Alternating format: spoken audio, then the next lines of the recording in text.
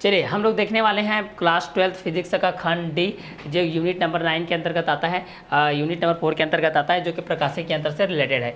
वे यंत्र जिनकी सहायता से हम दूरस्थ एवं निकट स्थित वस्तुओं को स्पष्ट रूप से देख सकते हैं, प्रकाशिकी यंत्र कहलाता है। ठीक है, प्रकाशिकी यंत्र के अंतर्गत सूक्ष्मदर्शी, दूरदर्शी, खगोलीयदर्शी सभी कुछ आते हैं। कुछ प्रकाशिकी यंत्र जैसे कि हमारा नेत्र जो होता है, हमारा फोटोग्राफिक कैमरा होता है इत्यादि वस्तु का वास्तविक प्रतिबिंब प्रकाशिकी यंत्र के अनुसार होता है, जबकि कुछ यंत्र ऐसे होते हैं जो सूक्ष्मदर्शी, दूरदर्शी आदि वस्तुओं का आभासी प्रतिबिंब वास्तविक प्रतिबिंब से जो अलग होता है, इन्हें आभासी प्रतिबिंब या प्रकाशिकी यंत्र के रूप में इस चीज को हम लोग देखते हैं भाई।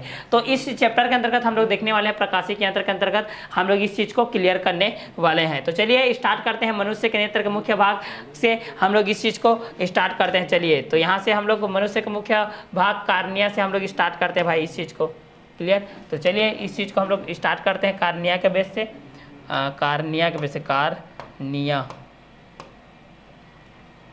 के बेस से इस चीज़ को हम लोग स्टार्ट करते हैं। चलिए, कार्निया का जो इमेज होता है वो किस तरीके से होता है, इस चीज़ को हम लोग 1 बाय 1 करके डिस्कस करने वाले हैं। जो कि नेत्र के सामने का जो वक्रीय पृष्ठ होता है उसको हम लोग कार्निया कहते हैं।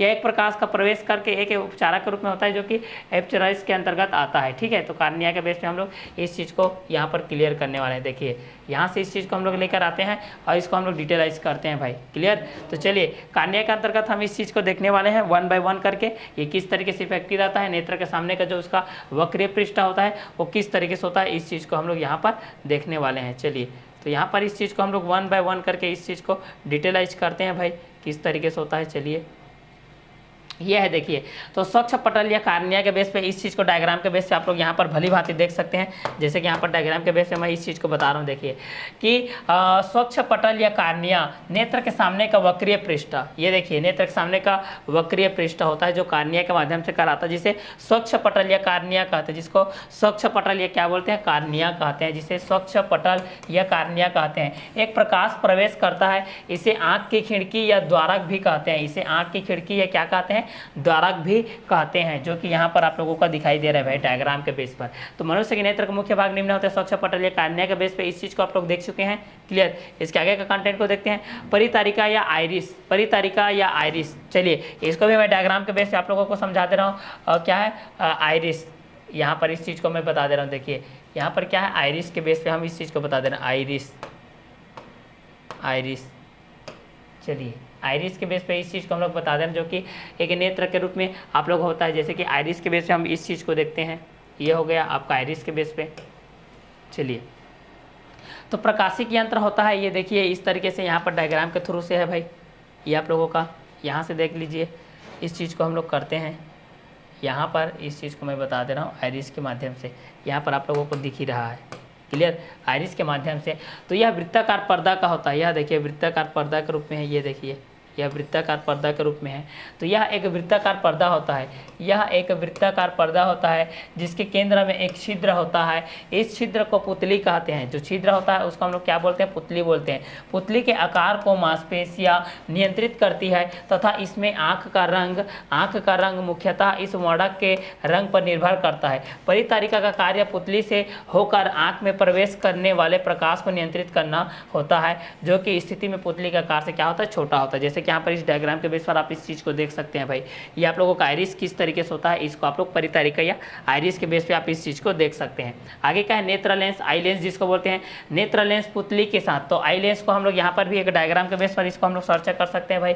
आई लेंस को हम लोग यहाँ पर सर्च करते हैं, आई लेंस के बेस पे वास्तव में क्या होता है इस चीज़ को देख लेते हैं, आई लेंस। ठीक है, आई लेंस के बेस पे इस चीज़ को हम लोग देख लेते हैं। ठीक है, चलिए, तो ये आई लेंस के बेस पे हो जाएगा, जो कि मांसपेशियों के मध्य स्थित होता है तथा उनमें से भी जो मांसपेशियां के बेस पे होता है, इस चीज़ को हम लोग उभयोत्तर लेंस के विभिन्न परत के माध्यम से, अपूर्णांक के माध्यम से हम इस चीज़ को देखने वाले हैं, क्लियर। तो चलिए इस चीज़ को हम लोग यहाँ से देखते हैं आई लेंस के बारे में।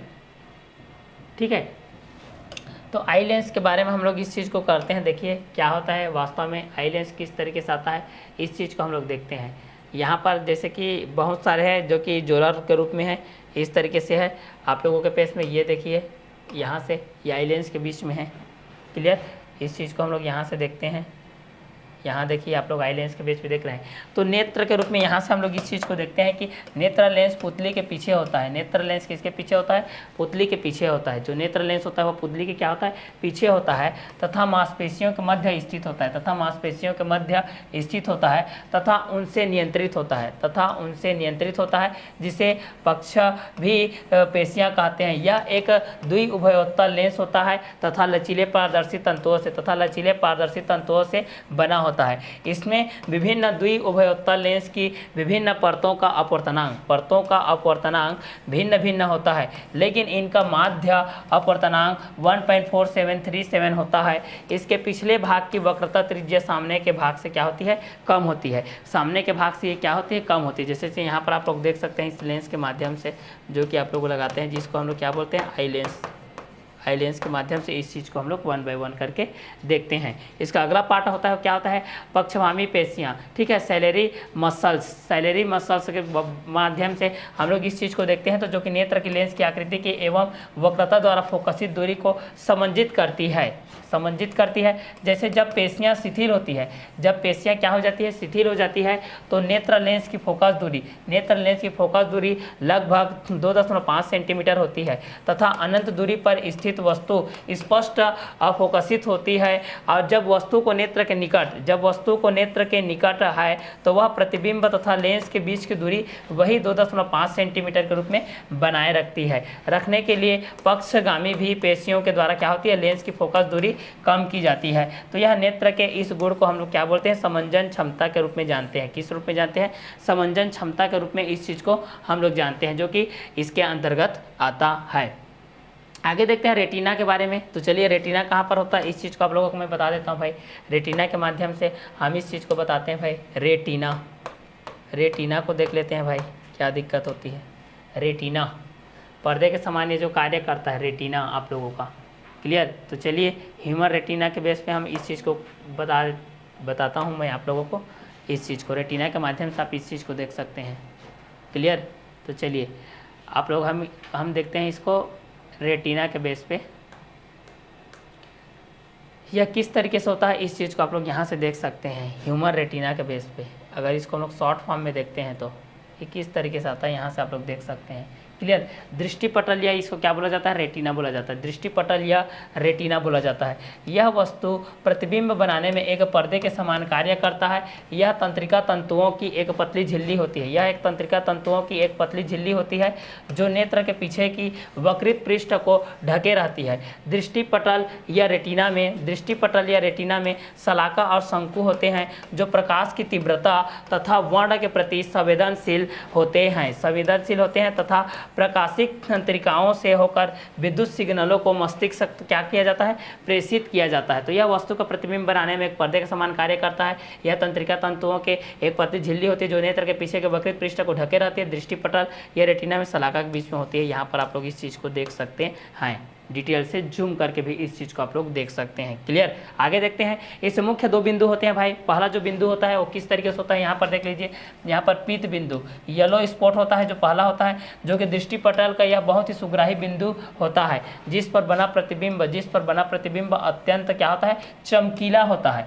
इसके बाद जो होता है सेकेंड, वो अंध बिंदु होता है, ब्लाइंड स्पॉट जिसको बोलते हैं।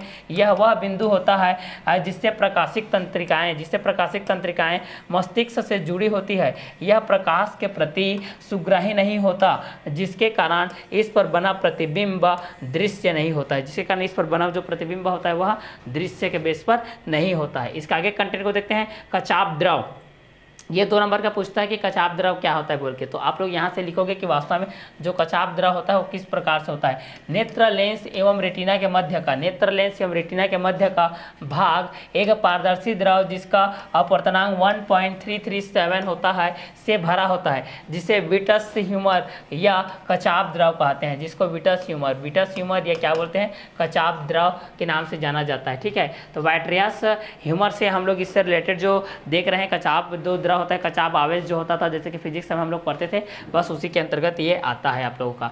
नेत्र द्वारा प्रतिबिंब का बनना, इमेज फॉर्मेशन बाय आई। नेत्र द्वारा प्रतिबिंब का बनना किस तरीके से होता है, इस चीज़ को अभी हम लोग देखने वाले हैं। तो किसी वस्तु से आने वाली प्रकाश, किसी वस्तु से आने वाली प्रकाश की किरणें कार्निया से होकर आँख की पुतली में क्या होती है, प्रवेश करती है, आँख की पुतली में प्रवेश करती है तथा नेत्र लेंस पर आपतित होती है। नेत्र लेंस के रेटिना पर वस्तु का वास्तविक तथा उल्टा प्रतिबिंब बनता है, वास्तविक तथा उल्टा प्रतिबिंब बनता है। नेत्र के रेटिना में स्थित कोष के क्षण का संको व प्रकाश ऊर्जा को विद्युत संकेतों में बदल देते हैं। यह संकेत प्रकाशीय तंतुओं द्वारा मस्तिष्क में क्या होती है, पहुंचाई जाती है, मस्तिष्क द्वारा क्या होती है, पहुंचाई जाती है। अतः मस्तिष्क इन संकेतों की व्याख्या करता है तथा हमें वस्तु दिखाई नहीं देती है, क्या होती है, दिखाई नहीं देती है। तो नेत्र द्वारा जो प्रतिबिंब का बनता है उसको आप लोग यहाँ से देख ले कि किसी वस्तु से जो आने वाली प्रकाश की किरणें होती है, किसी वस्तु से आने वाली जो प्रकाश की क्या होती है, किरणें होती है, जो कि कार्निया से होकर के आँख की पुतली में प्रवेश करती है तथा नेत्र लेंस पर आपतित होती है। नेत्र लेंस के रेटिना पर वस्तु का वास्तविक तथा उल्टा प्रतिबिंब बनता है। नेत्र के रेटिना में स्थित कोष के क्षण व शंकु प्रकाश ऊर्जा को विद्युत संकेतों में बदल देते हैं। यह संकेत प्रकाशीय तंतुओं द्वारा मस्तिष्क में पहुंचाए जाते हैं। अतः मस्तिष्क इन संकेतों की व्याख्या करती है तथा हमें वस्तु क्या होती है, दिखाई देती है। तो वस्तु हमें किस प्रकार से दिखाई देती है, इस चीज को आप लोग जान सकते हैं। दृष्टि दोष एवं उनका निराकरण, ठीक है। दृष्टि दोष एवं उसका निराकरण के लिए हम लोग इस चीज को देखते हैं। चलिए, दृष्टि दोष एवं उसके निराकरण के लिए, आँख में उत्पन्न दोष के कारण वस्तुएं स्पष्ट दिखाई नहीं देती है। आँख में उत्पन्न दोष के कारण वस्तुएं स्पष्ट दिखाई नहीं देती है, जिससे आँख रेटिना पर स्पष्ट प्रतिबिंब बनाने में असमर्थ हो जाती है, जिसे दृष्टि दोष कहते हैं। जिसे क्या बोलते हैं, दृष्टि दोष कहते हैं। यह मुख्यतः निम्न चार प्रकार के होते हैं। तो चलिए देखते हैं। पहला क्या होता है भाई, पहला निकट दृष्टि दोष या मायोपिया बोलते हैं। पहला को हम लोग क्या बोलते हैं, निकट दृष्टि दोष या मायोपिया बोलते हैं। दूसरा को क्या बोलते हैं, दूर दृष्टि दोष या हाइपरमेट्रोपिया बोलते हैं। और तीसरा को क्या बोलते हैं, जरा दृष्टि दोष बोलते हैं। और चौथा को बोलते हैं कि दृष्टि वैषम्य या अतिबिंदुकता बोलते हैं, जो कि उपरोक्त दोषों को दूर करने के लिए पर्याप्त फोकस दूरी के लेंस का उपयोग किया जाता है। तो ये कितने प्रकार के होते हैं बोलने से, ये भाई आप लोगों के 4 प्रकार से होते हैं, जिसको हम लोग 1 बाय 1 करके देख चुके हैं। तो निकट दृष्टि दोष या मायोपिया के लिए हम लोग इस चीज को देखते हैं। तो इस दोष से पीड़ित व्यक्ति को निकट स्थित वस्तुएं तो स्पष्ट दिखाई देती है, लेकिन दूर स्थित वस्तु स्पष्ट रूप से दिखाई नहीं देती है। निकट दृष्टि दोष युक्त आंख में दूर स्थित अर्थात अनंत पर स्थित वस्तु का प्रतिबिंब आंख के रेटिना के सामने बनता है। इस दोषयुक्त आंख का दूर बिंदु आंख के अपेक्षाकृत निकट होता है। निकट होता है। तो पहला हम लोग देखते हैं, नेत्र लेंस की वक्रता बढ़ने के कारण नेत्र लेंस की फोकस दूरी का क्या हो जाना, कम हो जाना। नेत्र लेंस की वक्रता बढ़ने के कारण नेत्र लेंस की फोकस दूरी का क्या हो जाना, कम हो जाना। ये निकट दृष्टि दोष या मायोपिया के अंतर्गत आता है। दूसरा होता है निकट दृष्टि दोष का निवारण। निकट दृष्टि दोष का निवारण हम लोग किस तरीके से करते हैं, इस चीज को देखते हैं भाई। इस दोष के निवारण के लिए उपयुक्त फोकस दूरी के अवतल लेंस का उपयोग करते हैं, अर्थात रेटिना के पूर्व अभिसरित होने वाले प्रकाश पुंज को प्रयुक्त किया गया अवतल लेंस, जिसे दूर बिंदु P पर रखने से किरण पुंज को अपसरित कर प्रतिबिंब को रेटिना के बिंदु P' पर स्पष्ट फोकस करता हुआ चलता है। निकट दृष्टि दोष या निवारण के बेस पर ये निकट दोष पर ये करता हुआ दिखाई देता है।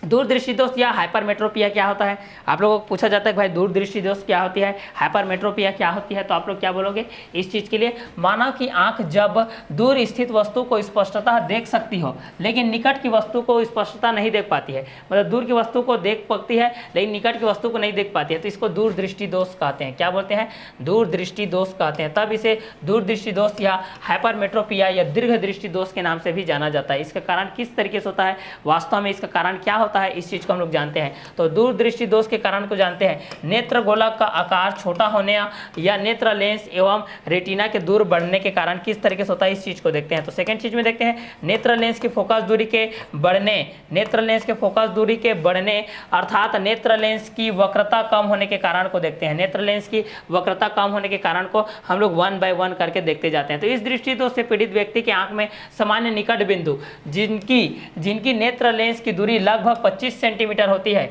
पर स्थित वस्तु का जो प्रतिबिंब होता है वह रेटिना के पीछे बनता है, वह रेटिना के क्या होता है, पीछे साइड बनता है। इस दोषयुक्त नेत्र का निकट बिंदु एन स्वस्थ आंख की अपेक्षा आंख से अधिक क्या होता है, दूर स्थित होता है। तो यह बिंदु पी पर स्थित जो डायग्राम के बेस पर हम लोग देखते हैं तो उस पर स्थित होता है। तो ये आप लोगों का दूरदृष्टि के अंतर्गत ये चीज आता है। तो दूरदृष्टि दोष का निवारण, इस दोष में नेत्र लेंस की फोकस दूरी बढ़ जाती है, ठीक है। तो इस चीज को याद रखिएगा कि दूरदृष्टि दोष का निवारण, इस दोष में नेत्र लेंस की फोकस दूरी बढ़ जाती है। अतः इसके निवारण के लिए उपयुक्त क्षमता के उत्तल लेंस का उपयोग करते हैं जिससे प्रकाश किरणें अभिसरित हो सकते हैं। इस लेंस के उपयोग से यह आभास होता है कि प्रकाश किरणें सामान्य आंख के निकट बिंदु पर आ रही है, सामान्य किरणों के निकट बिंदु पर क्या हो रही है, आ रही है। तो यह दृष्टि दोष के अंतर्गत आता है, दूरदृष्टि दोष के अंतर्गत। तो जरा दृष्टि दोष क्या होता है भाई, इसको प्रिस्पोबिया क्या होता है, इस चीज को हम लोग देखते हैं। जरा दृष्टि दोष के माध्यम से ये क्या होता है, इस चीज को थर्ड स्टेज में हम लोग देखते हैं। तो वह मानव नेत्र जो ना तो दूर स्थित वस्तुओं को और ना ही निकटवर्ती वस्तुओं को स्पष्ट देख पाती है, उसे जरा दृष्टि दोष कहते हैं। कारण आंख का यह दोष आयु वृद्धि के कारण क्या होता है, उत्पन्न होता है। इसमें पक्षमा भी मेसिया जो होती है वो क्या हो जाती है, दुर्बल हो जाती है। इस कारण से आप ज़्यादा देर तक नहीं देख सकते, मतलब ज़्यादा दूर तक भी नहीं देख सकते, पास की चीज़ भी तो दिखाई नहीं देती है भाई।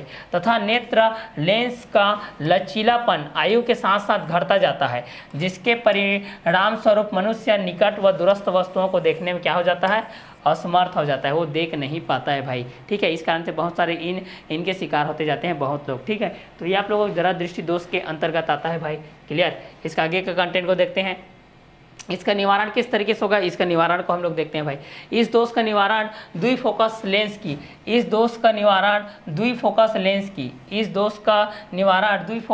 की सहायता से किया जाता है। द्विफोकस लेंस में एक लेंस अवतल होता है तथा जो ऊपरी पृष्ठ की रचना करता है, तथा एक लेंस उत्तल लेंस होता है जो द्विफोकस लेंस के नीचे के पृष्ठ की रचना करता है। अवतल लेंस से दूर स्थित वस्तु को स्पष्ट देखने में सहायता मिलती है, अतः उत्तल लेंस से निकट स्थित वस्तुओं को स्पष्ट देखा जा सकता है, जिसको हम लोग 1 बाय 1 के रूप में इस चीज को देख रहे हैं यहाँ पर। इसके बाद है अबिंदुकता क्या होती है, अबिंदुकता या दृष्टि वैषम्य क्या होती है, जो कि चौथा है, लास्ट स्टेज है। मनुष्य की आंख जो क्षैतिज होती है, क्षैतिज तथा ऊर्ध्वाधर दिशाओं में एक साथ फोकसित नहीं हो सकती है, अबिंदुकता दोष से ग्रसित होती है। इसका कारण क्या होती है, नेत्र के स्वच्छ पटल की आकृति का गोलीय ना होना, यदि स्वच्छ पटल की वक्रता त्रिज्या क्षैतिज तल की अपेक्षा ऊर्ध्वाधर तल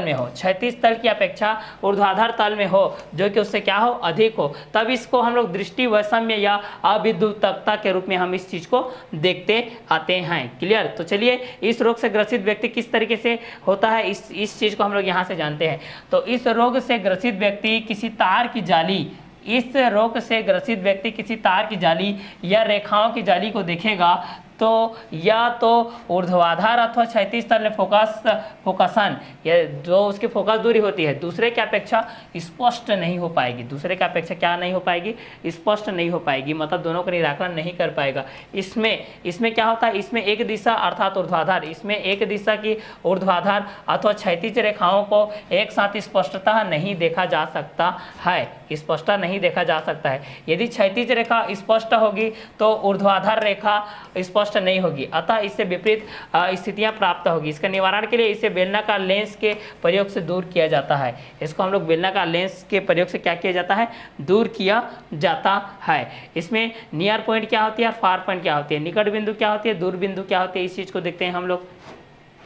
तो चलिए इस चीज़ को हम लोग 1 बाय 1 करके देखते जाते हैं। आँख से वह न्यूनतम दूरी जिस पर रखी वस्तु का, आँख से वह न्यूनतम दूरी जिस पर रखी वस्तु का आँख के रेटिना पर स्पष्ट प्रतिबिंब बन जाए तो उसे निकट बिंदु कहते हैं। और दूसरा दूर बिंदु, दूसरा होता है दूर बिंदु। आँख से वह अधिकतम दूरी, आँख से वह अधिकतम दूरी जिस पर रखी वस्तु का